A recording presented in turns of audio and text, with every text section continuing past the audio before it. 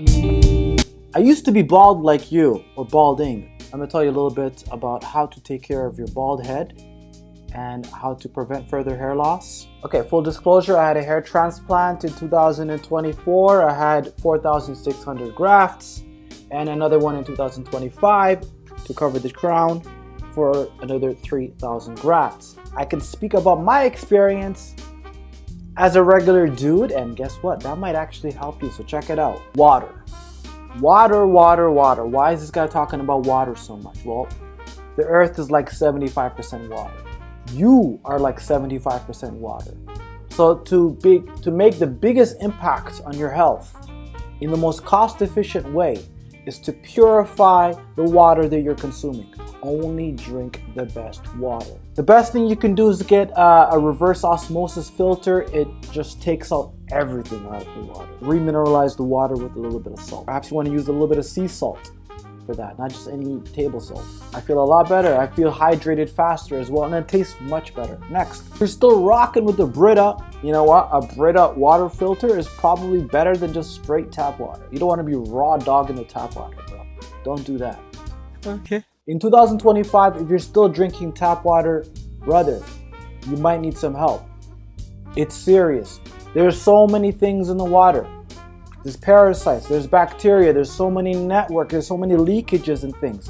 The city, they treat the water, meaning they put chlorine in the water to kill the parasites and the bacteria. That is a good intention. That is a good thing they're doing. Unfortunately, it has damage on your skin. It can make you look older, wrinkles appear much faster, and on your hair. So one of the best things you can do is to get a shower filter. It's not that expensive, and it will save you so much, especially if you have women in the house, you have daughters, a mother, wife, sisters.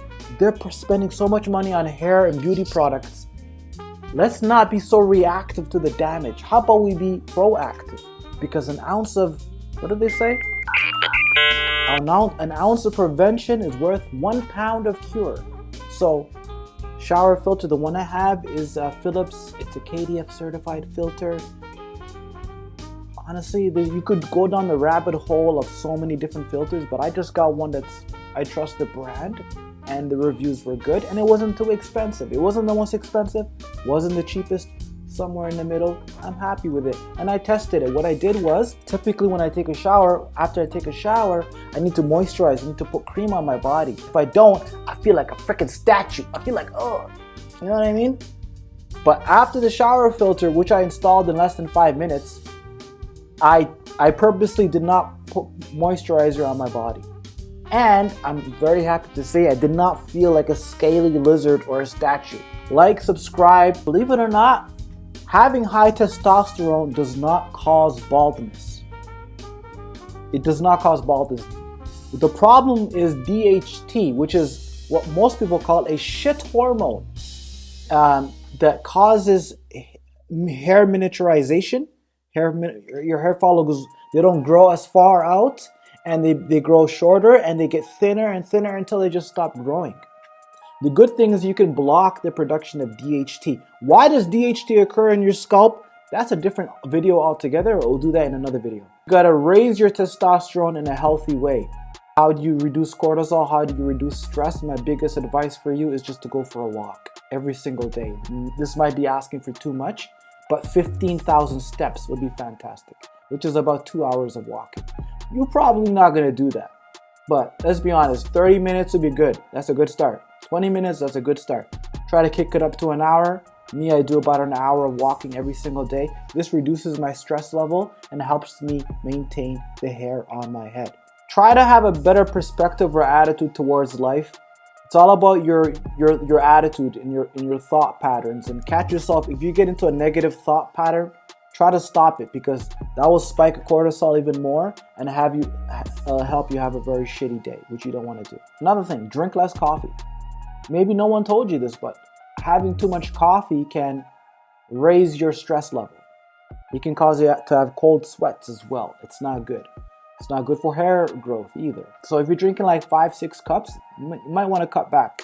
Me, what I do is I have an espresso in the morning, and then I have an espresso around 12 noon. That's it. I did 2 of them, and that's enough for me. After that, I might drink some tea.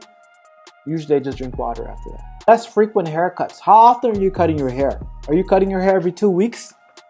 If your hair is thinning, man, don't be cutting your hair so frequently, man. Maybe once a month is a lot, actually, because haircuts actually traumatize your hair follicles. Next, improve your shampoo. Make sure there's no sulfates in the shampoo. You might want to go get an expensive brand from a, look and search, and you're gonna take a while to do that. Me, I just go use baby shampoo because it's so accessible and it's pretty cheap. It has no sulfates in there, and I shampoo my head 2 times a week. 2 times a week is enough. 3 times is stretching it. You don't need to shampoo your head too often. Why don't? Well, I'll put it this way. When I sweat, when I exercise, my scalp produces something called sebum, which is an oily substance, which helps promote hair growth. Now, if I start using conditioner, well, according to Dr. Anshul Pant, a scalp naturally produces sebum, an oily substance that nourishes the hair. Conditioner on the scalp can lead to too much oil and moisture, clogging pores, and may prevent hair growth in the future. So there's a lot of ifs in that. Me, I don't need conditioner. If you use conditioner, it's typically to prevent clogging and tangling of the hair. You should use it on the lower 2/3 of your hair, not on the scalp. So what can you do instead of using conditioner? You can sweat. If you're too lazy to sweat for the sake of your own hair, you got a bigger problem than lack of confidence. You got laziness. Laziness is terrible. Solve that by setting small daily goals. Something as simple as tidy your bed when you wake up, and brush your teeth, take a shower, and go for a 10-minute walk.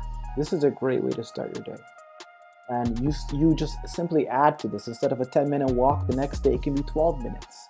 And add it. Maybe it'll go to 20 minutes, 30 minutes. Setting your small daily goals will build your confidence and will also help you be not lazy. Derma roll. Okay, that's not expensive. You get a derma roller, it's so cheap. It's like under $5. And you can compare that with something called minoxidil. I don't like using minoxidil because it smells heavily of alcohol, and I don't want to put that on my head.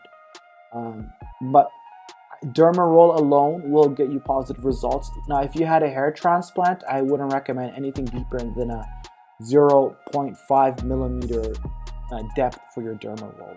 Because if you go any deeper than that, you might be actually damaging the hair follicles. 0.25 millimeters is probably the best thing you can do if you already had a hair transplant. If you never had a hair transplant, you can go deeper. You can do 1 millimeter, even deeper, 1.25. It's really important. It's really important. This is really important. You can skip everything I just said. You really need a DHT blocker, especially if you're in your teenage years and you're losing your hair already. You really need a DHT blocker. I recommend finasteride or dutasteride. These products are cheaper in different countries. For example, in my case, in 2024, when I got a hair transplant, I got 1 box of Avodart, which has 30 capsules in there, which is like 100 Turkish liras, which is like $2.82 US. That's very cheap. That same box, I bought it also in Dubai in 2024. It cost me $41. So it really depends on where you live. And in some countries, you can't even get dutasteride. It has to become with a prescription. You can't just show up to the pharmacy and say, give me dutasteride. It's not over the counter in some places. Anyways, that's my video for today. I hope that helped you out. Like, subscribe, and you know what? Check that notification bell. What did I miss? What do you think is a great way to save your hair for cheap or for almost free?